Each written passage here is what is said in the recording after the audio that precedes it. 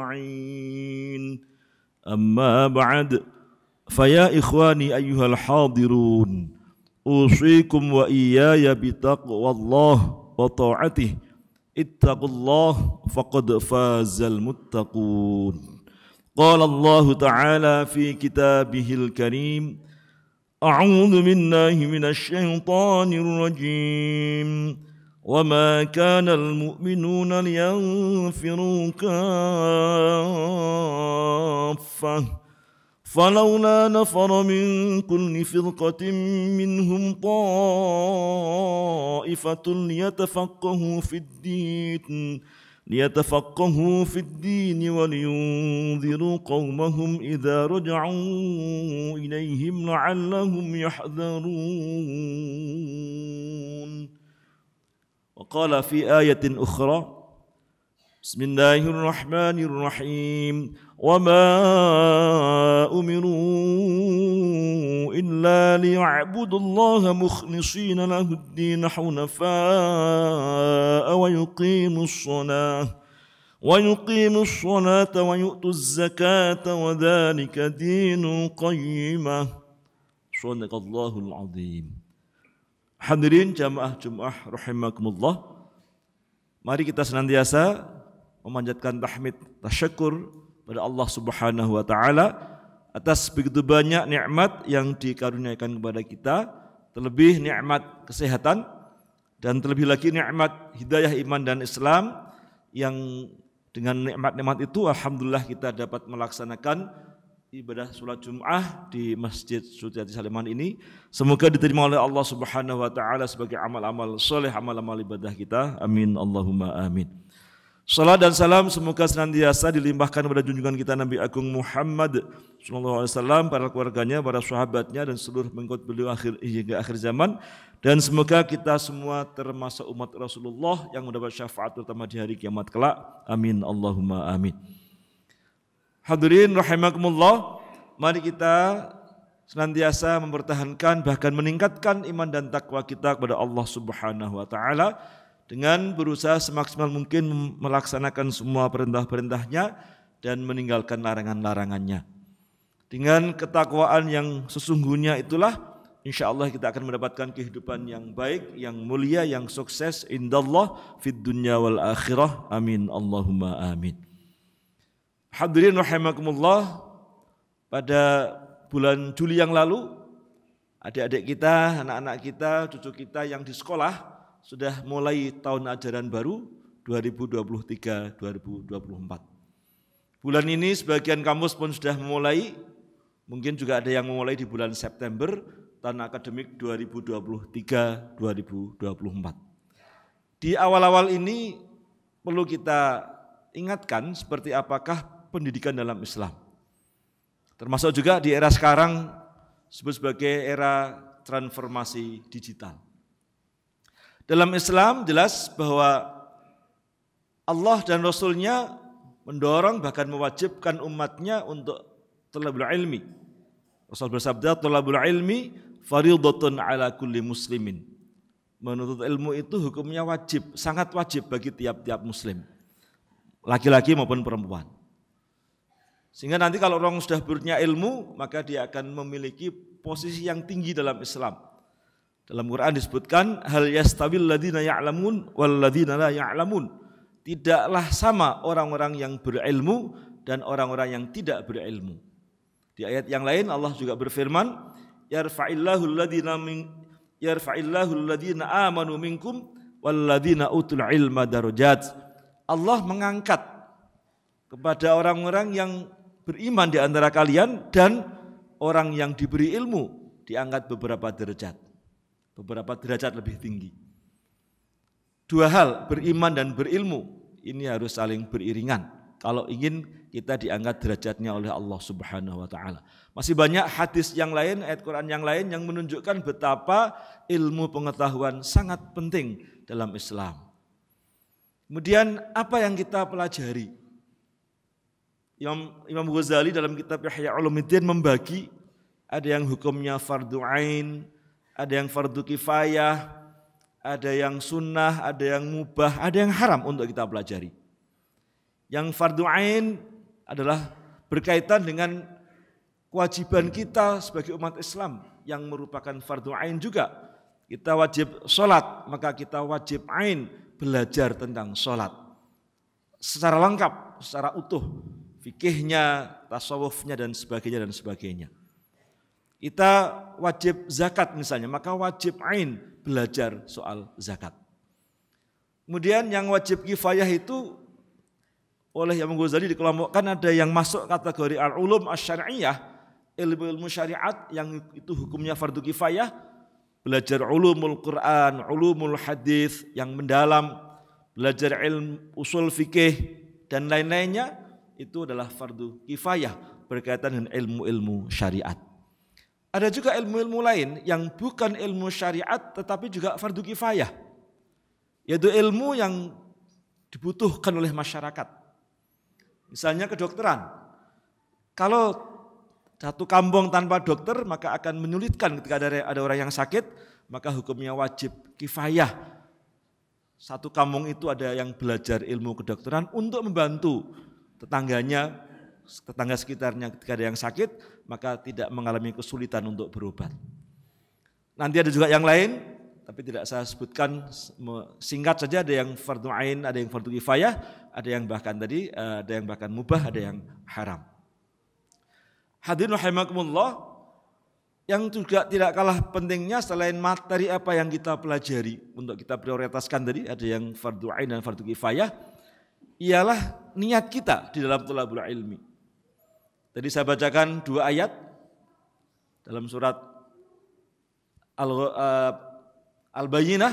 Allah menyebutkan, Allah berfirman, mereka tidak diperintahkan kecuali supaya menyembah atau beribadah kepada Allah mukhlishina lahuddin, dengan mengikhlaskan, memurnikan tujuannya itu hanya karena Allah. Itu namanya ikhlas.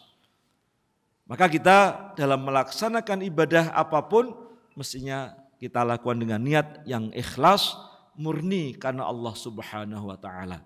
Termasuk anak kita, adik kita ketika sekolah, ketika kuliah, mestinya niatnya karena Allah, ikhlas, bukan yang lain. Apakah karena supaya mendapatkan, mohon maaf ya, pekerjaan, yang ini mungkin banyak terjadi, atau mungkin motivasi yang lain, bukan, itu soal lain. Tapi niatnya, maka setiap kali berangkat ke sekolah, ke kampus, setiap hari, setiap saat, jangan lupa berangkat dengan niat thalabul ilmi, yang itu merupakan perintah agama, dilaksanakan karena Allah Subhanahu wa taala, bukan karena tujuan yang lain. Maka kemudian nanti juga punya tugas setelah berhasil mendapati ilmu. Tadi saya sampaikan dalam surat At-Taubah ayat 122, saya bacakan ayat Quran. Allah berfirman, "Wa ma kanal mu'minuna liyanfiru kaffah." Tidaklah semua umat Islam, kaum mukminin itu adalah berangkat perang. Jadi ketika saat perang pun tidak seluruhnya harus berangkat perang. Seperti apa? Ada sebagian, ini di ayat berikutnya, di lanjutan ayat tadi, bahwa mestinya ada setiap golongan itu yang tidak ikut perang. Falaula nafara min kulli firqatin minhum ta'ifatun liyatafaqahu fiddin. Ada yang ketika yang lain perang, sebagian tidak ikut perang, melainkan mendalami agama, mempelajari agama. Setelah tafaqquh fiddin, setelah dia menjadi orang yang alim, orang yang faqih, maka tugasnya apa? Waliyunziru qaumahum idza raja'u ilaihim la'allahum yahdharun. Mereka kemudian harus memberikan inzar, memberikan peringatan, pencerahan, memberikan penyuluhan, pembinaan dan semacamnya kepada masyarakat, kepada kaumnya, supaya mereka menjadi kaum yang hati-hati, kaum yang bertakwa kepada Allah Subhanahu wa taala. Betapa pentingnya thalabul ilmi, dan itu satu rangkaian. Dalam bahasa Arab, wawu ataf itu bermakna limutlaqil jam'i, harus kumulatif. Jadi seseorang yang tafaqquh fiddin, belajar agama, maka tidak cukup hanya dengan belajar, harus dilanjutkan dengan mengajar. Mengajarkan ilmu yang sudah dipelajari, memberikan pemberdayaan, pencerahan kepada masyarakat. Itulah satu kesatuan, tafaqquh fiddin dan indzar kepada kaumnya. Kemudian berkaitan dengan era sekarang, era digitalisasi. Kita satu sisi dimudahkan. kita bisa membuka Al-Quran dari HP, membaca banyak kitab-kitab tafsir, kitab-kitab fikih, kitab-kitab hadis dan sebagainya dari juga HP. Kita ingin mengetahui sesuatu bisa browsing, bisa mudah kita dapatkan informasi itu. Dengan demikian maka saat ini juga selain itu media pembelajaran juga ada yang online, sekolah dengan online, kuliah dengan online, memudahkan kita. Dengan perkembangan teknologi informasi, maka kita dimudahkan di dalam mendapatkan ilmu pengetahuan dan kita gunakan sebagai metode atau media dalam proses pembelajaran. Satu sisi. Sisi lain yang perlu juga diingat bahwa tidak semua ilmu cukup dipelajari sendiri, otodidak, dipelajari secara online, secara digital. Tidak semua ilmu.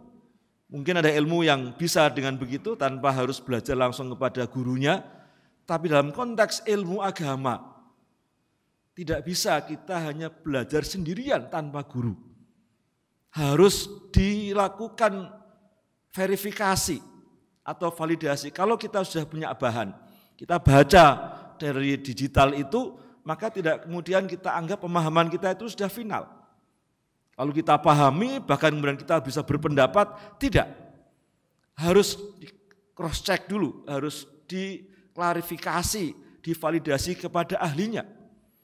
Al-Quran memerintahkan fas'alu ahla dzikri in kuntum la ta'lamun. Tanyalah kepada ahli ilmu atau ahli zikir atau ahli Al-Quran ketika kalian tidak mengetahui. Tidak kemudian kita pahami sendiri, kita simpulkan sendiri, bisa salah paham. Karena ini soal pemahaman harus oleh orang yang kompeten, harus orang yang memenuhi kualifikasi dan kompetensi.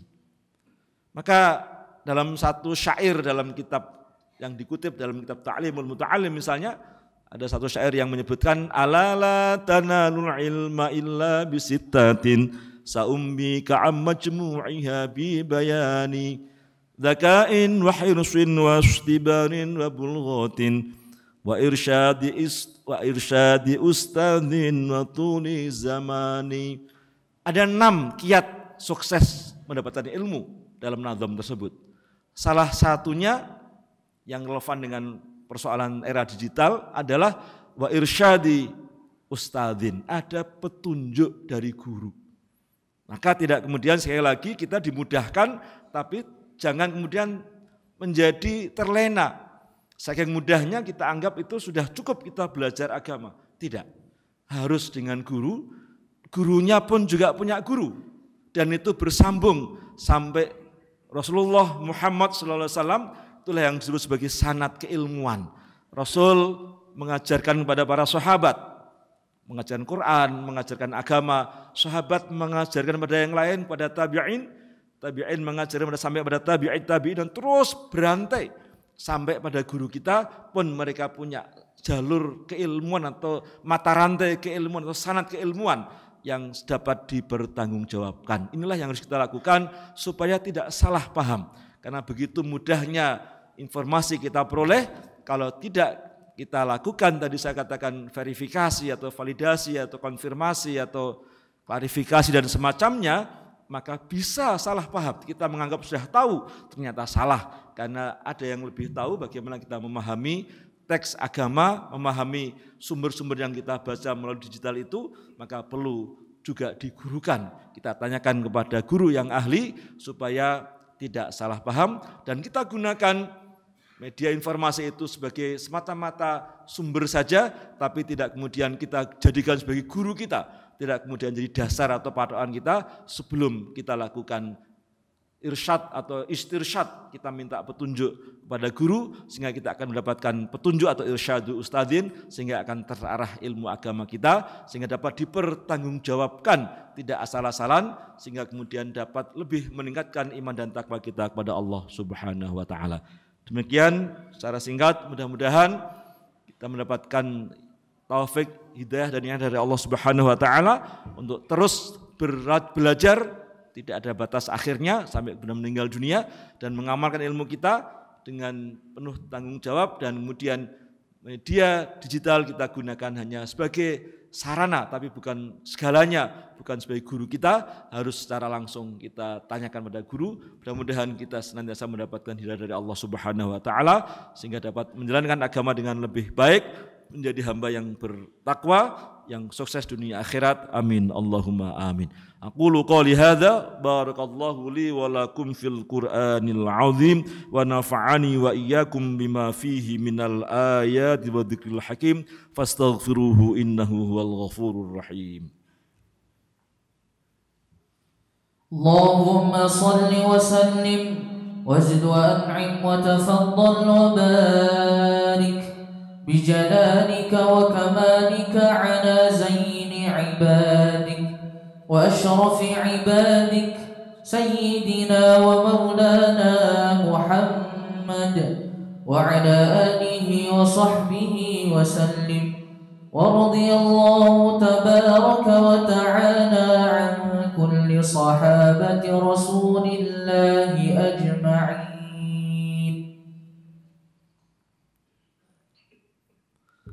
Alhamdulillah, alhamdulillahilladzi an'ama alaina bi ni'matil iman wal islam. Asyhadu an la ilaha illallah syahadatan tuhsinul qalba wal lisana wal jawarih min fasadil a'mal. Wa asyhadu anna Muhammadan abduhu wa rasuluhu al-mab'utsu bil kamal. Allahumma salli wa sallim wa barik ala sayyidina Muhammadin wa alihi wa sahbihi ajma'in. Amma ba'd. Faya ikhwani ayyuhal hadirun, usikum wa iyaya bitaqwallah wa ta'atih. Ittaqullah faqad fazal muttaqun. Qala Allah ta'ala fi kitabihil karim. أعوذ بالله من الشيطان الرجيم بسم الله الرحمن الرحيم إن الله وملائكته يصلون على النبي يا أيها الذين آمنوا صلوا عليه وسلموا تسليما. اللهم صل على سيدنا محمد وآله وصحبه أجمعين. الحمد لله رب العالمين. اللهم صل على سيدنا محمد وآله وصحبه أجمعين. اللهم اغفر للمسلمين والمسلمات والمؤمنين والمؤمنات الأحياء والأموات.